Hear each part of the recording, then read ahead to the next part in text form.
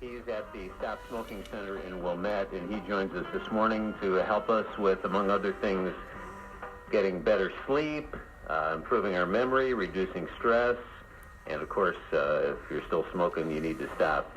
Sean, good morning. Do you have a message for people who are uptight in their car right now because traffic's not moving? Well, good morning, Bob. Well, that's an easy one. Just breathe from your belly. Push that lower belly out, and you can feel the seatbelt against your lower belly. Hold it for a few seconds and exhale. There you go. Breathe, lower abdomen breathing. Lower abdomen, deep breathing, right? Well, this is even a little bit better for people in their cars. Just the lower abdomen breathing will rewire that brain and produce chemicals that will calm them down. Mood elevating. How long have you been doing this? And by the way, where's your stopwatch? We expect you to come in here and wave the stopwatch in front of us and put us in a trance. Well, that's easy enough, too, but we don't really do it that way anymore. You've been doing it for a long time, well, haven't you? About 45 years I've studied this subject, mind, brain, subconscious, how to reprogram the subconscious mind. And I know you're very big on certain thoughts, especially, and tell us why it's so important, what you're thinking about before you go to sleep and also when you first wake up in the morning. Well, for rewiring your brain, I work with a lot of smokers, and they want to change habits and add habits, and thoughts and feelings is what programs that part of the brain that controls habits in the brain. And the last 5 minutes before you fall asleep, what you think about, what you feel, marinates all night long in your subconscious mind. Your subconscious is very powerful, isn't it? It's equivalent to a 60-story high-rise. 98% of your life is a subconscious blueprint. And you can change that as you're falling asleep, you're automatically going through the meditative prayer programmable state. Hypnosis is nothing more than bypassing of the critical thinking to reprogram the subconscious mind. And you're using that last 5 minutes absolutely magnificently brilliant, but the majority of us don't realize we're doing it consciously, on purpose. Mm-hmm. Accidentally, I guess you could say. Mm-hmm. But the last 5 minutes before you fall asleep, I recommend you just really keep your thoughts on what you're appreciative of. Because if you have fear, worry, anxieties, if you're thinking about lack or what you're angered about, that what you think, what you feel the last 5 minutes will ferment. It will marinate all night long. And without your blessing or you knowing it, it's an automatic working subconscious habit within a few weeks. And if it's a subconscious habit, you're living it. You're tasting it. You're spending it. You are that. Is the default position of all of our brains worry and negativity? Well, that part of the brain, there is no there's either a success or failure. You cannot have a thought that doesn't create a current, and each current creates a physiological response. So are you keeping your thoughts on what you're appreciative, on what you're grateful for? Appreciation, I like that word better. Or are you keeping your thought on what's wrong? And you have to be kind of a thought warrior in the sense that you've got to guard what you're putting into your mind, into your thoughts, into your belly, the feeling, as you're falling asleep, because it's going to get bigger and bigger and bigger. It's either a success or a failure mechanism. Monday morning, you get up and nobody's happy about it. Everybody sort of is tired from the weekend. Is there a trick for Monday morning that you have? Oh, man, there's a great trick. The part of your brain that controls how you feel, not only physically, but more importantly, mentally, emotionally, is the part of your brain that is programmed by words. And because of that deep meditative state, nobody ever meditates deeper than all of us, the first 17 seconds upon awakening, eyes still closed. Maybe you hit your phone and turn off the alarm, but that first 17 seconds, because of that deep meditative state, and it's the part of the brain that controls your body, both nervous systems, by how you feel, what you say. And what I'm trying to say here is your first 17 seconds of what you think, what you say, what you feel is equivalent to 60,000 thoughts. Wow. Yeah. So if you get up and the first thing you're dreading is the traffic and what the boss is going to say to you at work, then you're going to have a bad day, aren't you? Correct. I recommend what I Am Well. I am every day in every way a tiny little bit better and better and better. I am well. I am better and better and better every day in every way.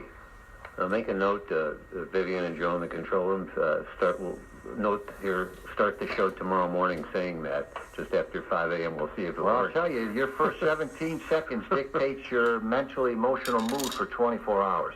And you're using that time period magnificently brilliant. That's fascinating. Sean Moselle, hypnotist. After a quick break, we'll talk a little bit more about all of this, including reducing stress, improving your memory, and, of course, if you need to stop smoking, Sean's got some tips. And we all need better sleep, too. And we'll get into some meditation after a meditative weather update from Steve. It's going to be cooler near the lake, but a really nice day today. Yeah, generally calm, so perfect for meditation with a high near 49 today. Not as warm as yesterday, but still pretty mild. And then tonight, partly cloudy, low down to 30 tomorrow. Thinking what you want rather than what's wrong. Talk about that. Explain that a little bit. Well, the subconscious is a goal-striving mechanism.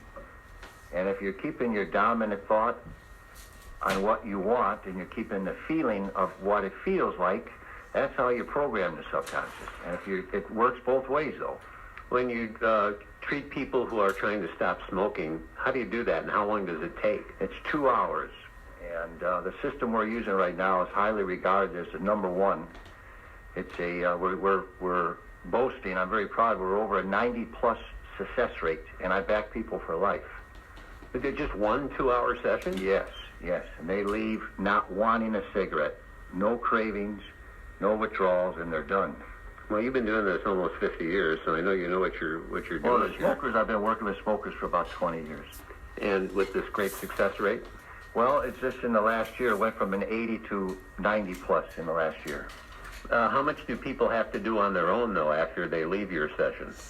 Well, they're gonna keep their thoughts where they want them, but they're done. While they're in the office, their subconscious mind switches. It switches from hand to mouth, feel good, to danger. I don't want it. Well, one of the more popular topics around here is sleep and the lack of it. Do you deal with people who have trouble getting to sleep, insomniacs, and how do you treat them? Yes, and there's something a little more common is falling asleep and then waking up. What do you mean? Well, people will fall asleep, or there's only 2 types of sleep issues. You can't fall asleep, or you're waking up after you fall asleep. And they're both the same homework. And I do recommend the 4-7-8 breathing, which is all everywhere on the internet. That's something to lower breathing once again. And just Google 4-7-8, go back to sleep in 60 seconds. You'll see plenty of info on it. But that alone will produce melatonin in the brain. It'll produce chemicals to help you relax. But a very beneficial thing you can do is start doing a 5 to 10 minute mental relaxation before you fall asleep. Sit in a chair and just count your breathing, or just pay attention. Count backwards from 20 to 1. When you talk about 4-7-8, if you wake up in the middle of the night, that refers to the lower belly. Yes, you're going to press your lower belly out for the count of 4. You're going to hold it for the count of 7, and you're going to press your belly in as you're exhaling. And I mean the lower belly, from the belly button down. Don't be doing that while you're driving right now, by the way. Actually, Bob, that'd be a great thing to do, because really? You're using by blowing out your lower belly, you have more evoli, more brain signals in that part of your lower lobes of your lungs. And when you do that, you produce Prozac, you produce serotonin. That's a mood-altering chemical. You're also producing a pain-reducing chemicals, a codeine, endorphins. And you're going to have an anti-inflammatory. You're going to also, though, produce melatonin, all by that lower belly breathing. It's very highly effective. So if you want to reduce stress, that's the way to do it, isn't it? Well, it's one great way, lower belly breathing. Complete breathing is also great for instant relief of stress or fear or anxiousness.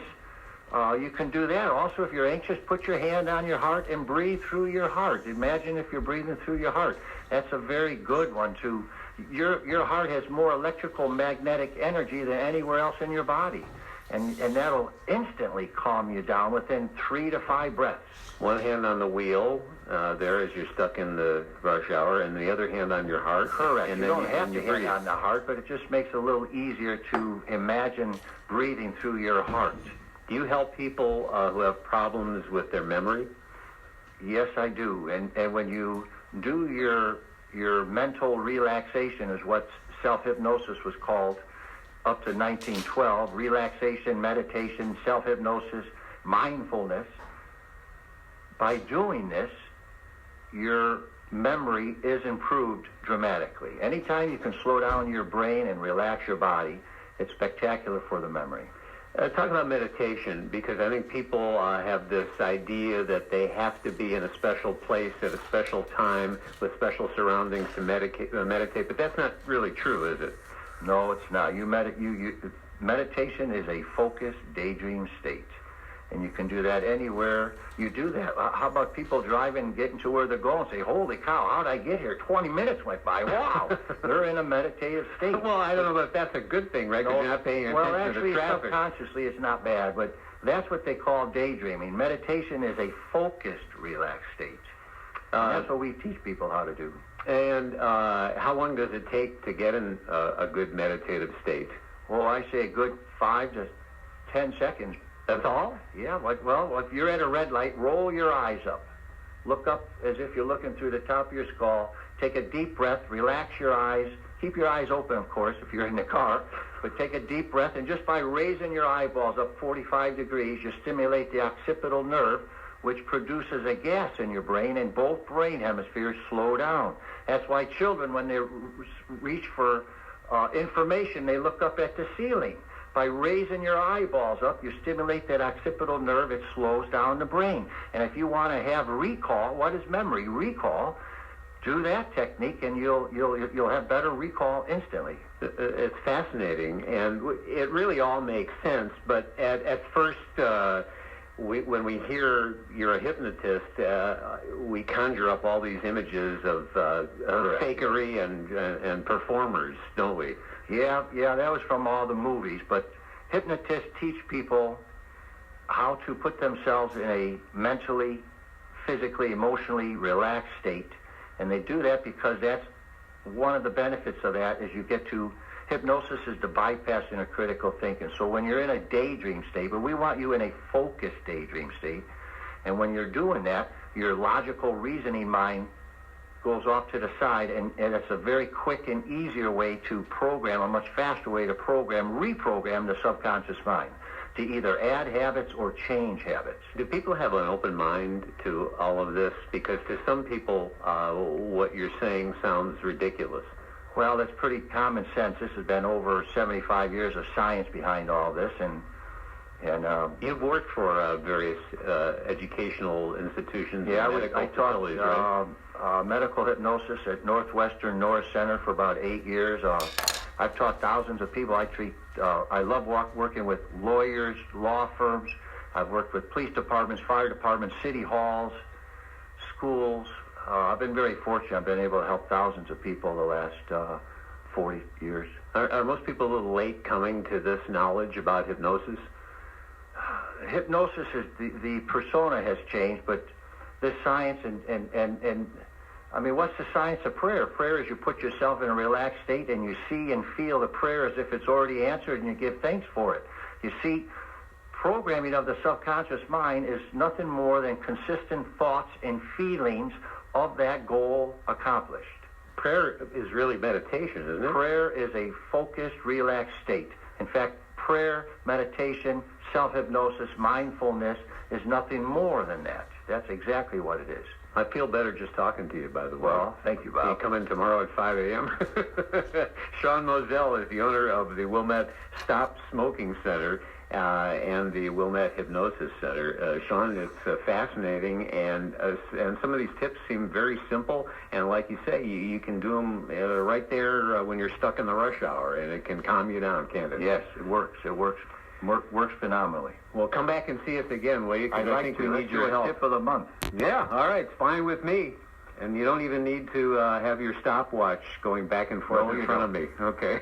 Thanks, Bob. Thanks for the Thank you. opportunity. Sean Moselle, 729. We've got the news, and then